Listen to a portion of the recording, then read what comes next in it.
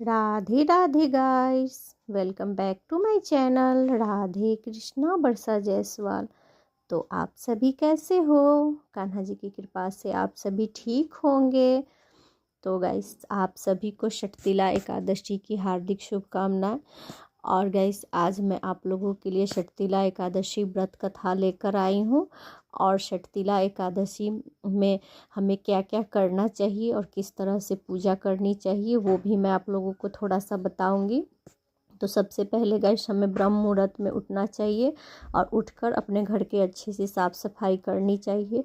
और स्नान करने के बाद फिर हमें पूजा करनी चाहिए। अगर आपके घर में लड्डू गोपाल हो या फिर विष्णु भगवान का विग्रह हो या फिर फोटो हो तो आप उस पर बड़े ही अच्छे से प्रेम भाव से पूजा करें। तुलसी दल भगवान को ज़रूर से अर्पित करें। और गैस, इस दिन तिल का 5 तरह से व्यवहार करना चाहिए। आप जैसे चाहें उस तरह से कर सकते हैं। आप पानी में तिल डालकर स्नान करें सबसे पहली। दूसरा में आप भगवान का तिल से पूजन करें। उस दिन अक्षत नहीं चढ़ाया जाता है एकादशी के दिन, तो आप काले तिल चढ़ाकर और भगवान का पूजन करें। और गैस, दीपक में भी तिल डालकर काला और फिर दीपक प्रज्वलित करें और तिल तेल का ही दीपक जलाएं। तो ये 3 चीज़ें हुई। और भगवान को तिल का भोग लगाएं इस दिन ज़रूर से। और फलाहार में भी आप तिल का प्रसाद ही ग्रहण करें। तो इस तरह से 5 बार तिल का प्रयोग ज़रूर से करना चाहिए। यानी तो 11 बार भी आप चाहें तो कर सकते हैं जी। तिल का उपटन लगा सकते हैं, तिल से अब दातून कर सकते हैं। तो इस तरह से भी आप कर सकते हैं। भगवान को भी तिल का उपटन बनाकर लगा सकते हैं। और गैस, इस दिन तिल का दान करने से हमारे जन्म जन्मांतर के पाप नाश हो जाते हैं। इसलिए इस दिन तिल का दान ज़रूर से करें।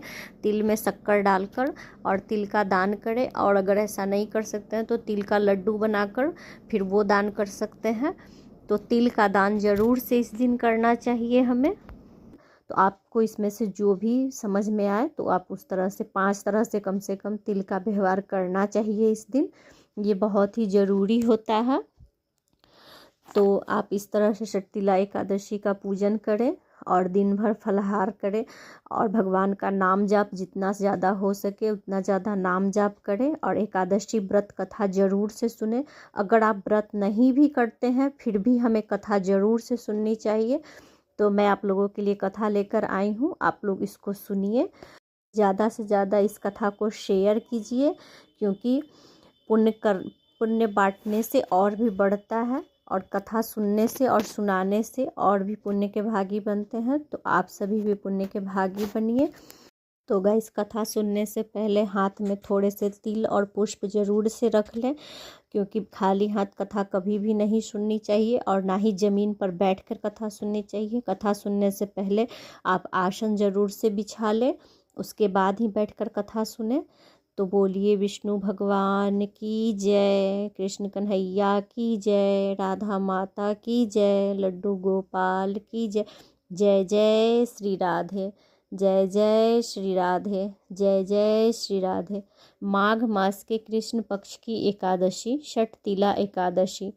युधिष्ठिर ने श्री कृष्ण से पूछा, भगवान, माघ मास के कृष्ण पक्ष में कौन सी एकादशी होती है, उसके लिए कौन सी विधि है तथा उसका फल क्या है? कृपा करके ये सब बातें हमें बताइए। श्री भगवान बोले, निपु श्रेष्ठ, माघ मास के कृष्ण पक्ष की एकादशी षटतिला के नाम से विख्यात है, जो सब पापों को हरने वाली है। मुनि श्रेष्ठ पुलस्त्य ने उसकी जो पाप हारनी कथा दालभ्य से कही थी उसे सुनो। दालभ्य ने पूछा, ब्राह्मण, मनुष्य लोक में आए हुए प्राणी प्रायः पाप कर्म करते रहते हैं, उन्हें नरक में न जाना पड़े, इसके लिए कौन सा उपाय है, बताने की कृपा करें।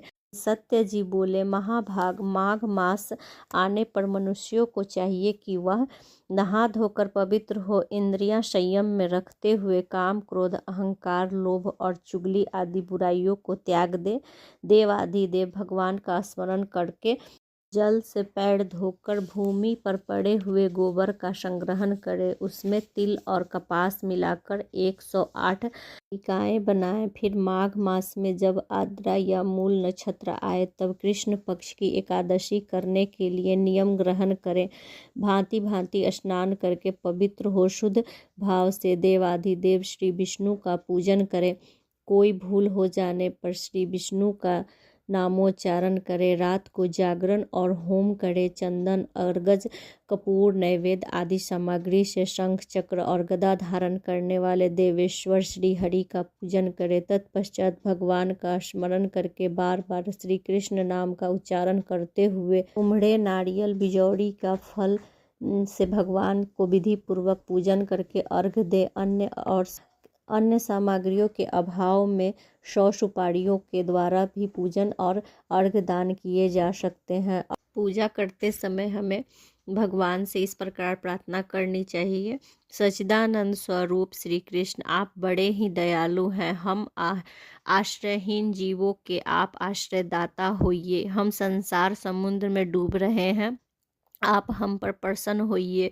कमल नयन, विश्व भामन, सुब्राह्मण, महापुरुष, सबके पूर्वजों, आपको नमस्कार है। हे जगत पिता, मेरा दिया हुआ अर्घ्य आप लक्ष्मी जी के साथ स्वीकार करें। तत्पश्चात ब्राह्मण के पूजन करें, उसे जल का घड़ा, छाता, जूता, वस्त्र दान करें। दान करते समय ऐसा कहें, इस दान के द्वारा भगवान श्री कृष्ण मुझ पर आप प्रसन्न हो। अपनी शक्ति के अनुसार श्रेष्ठ ब्राह्मण को काली गौ का दान करे। द्विगज श्रेष्ठ विद्वान पुरुष को चाहिए कि वह तिल से भरा हुआ पात्र भी दान करे। इन तिलों के बोने पर उसमें जितनी शाखाएं पैदा हो सकती हैं, उतने 1000 वर्षों तक वह स्वर्गलोक में प्रतिष्ठित रहता है। तिल से स्नान होम करे, तिल का उपटन लगाएं, तिल मिला हुआ जल पिए, तिल का दान करें और तिल को भोजन के काम में ले। इस प्रकार निपुण श्रेष्ठ 6 कामों में तिल का उपयोग करने के कारण यह छठतिला एकादशी कहलाती है, जो सब पापों का नाश करने वाली है।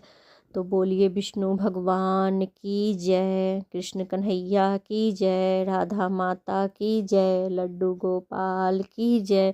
जय जय श्री राधे, जय जय श्री राधे, जय जय श्री राधे। गाइस, कथा को ज़्यादा से ज़्यादा शेयर करें और पुण्य के भागी बने। और वीडियो अच्छी लगे तो like, share and subscribe. Radhe Radhe, Radhe Radhe, Radhe Radhe.